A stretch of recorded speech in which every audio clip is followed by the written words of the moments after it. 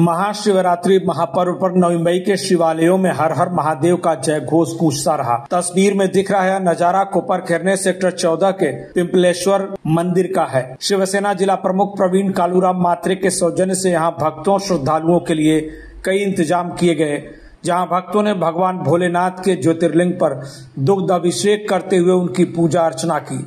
भक्तों के लिए यहाँ महाप्रसाद का भी वितरण किया गया। इस अवसर पर शिवसेना की महिला जिला संगठक रंजना ताई शिंत्रे, एनसीपी नेता गणेश शिंदे समेत कई दिग्गजों ने हाजिरी लगाई और भजन कीर्तन और शिव धुन के बीच हर हर महादेव का जय घोष लगाते हुए भगवान भोलेनाथ के दर्शन किए।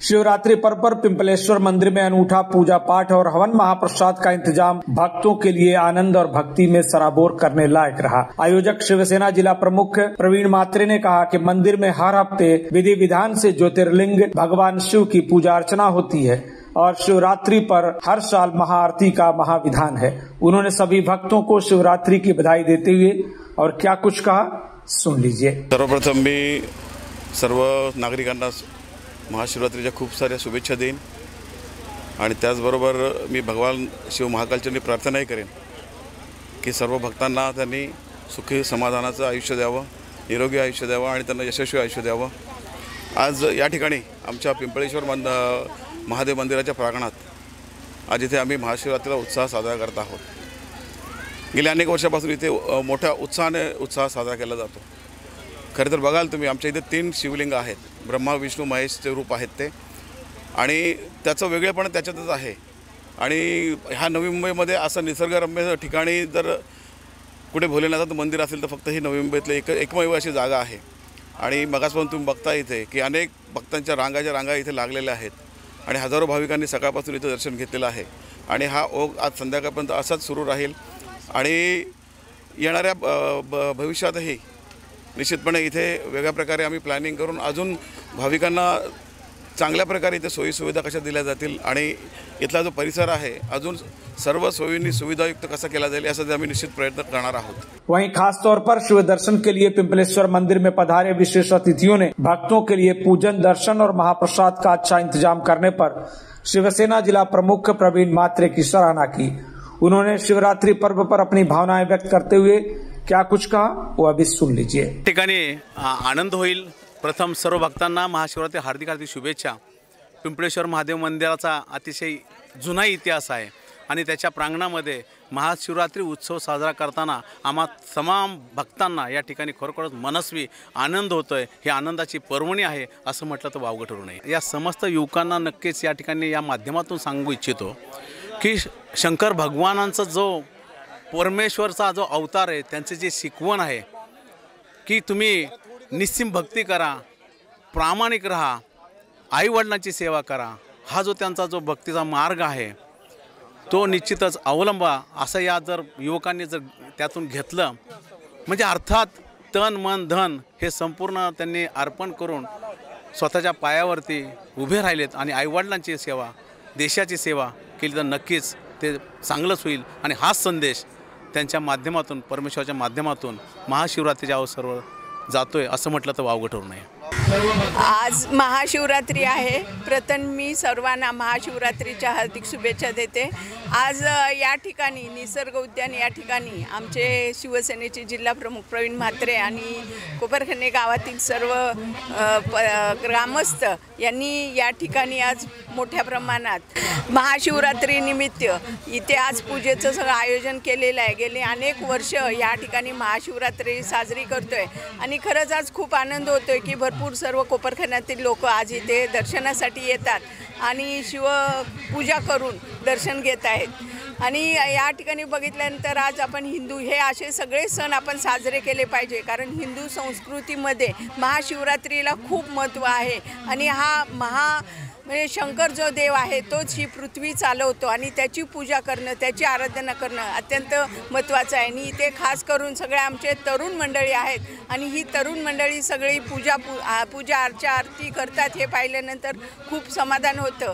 आणि पुन्हा एकदा मी सर्व भक्तांना या महाशिवरात्रीच्या हार्दिक शुभेच्छा देते. आज महाशिवरात्रीच्या निमित्ताने महादेव पिंपळेश्वर मंदिर या ठिकाणी प्रचंड असं भाविकांचं त्या ठिकाणी सकाळपासून रीग लागलेली आहे.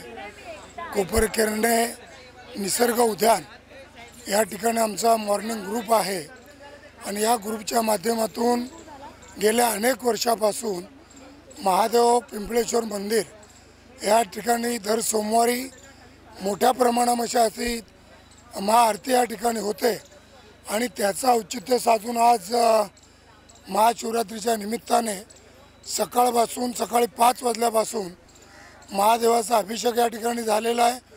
पूजा पूर्ण झालेली आणि हजारो लोक या ठिकाणी सकाळपासून त्या ठिकाणी दर्शन घेत आहेत. मी आज महाशिवरात्रीच्या निमित्ताने आमचा मॉर्निंग ग्रुप आणि सर्व रहिवाशांच्या वतीने सर्व नवी मुंबईकरांना महाशिवरात्रीच्या हार्दिक शुभेच्छा देतो आणि शुभेच्छा चिंतितो. धन्यवाद. बोला हर हर महादेव.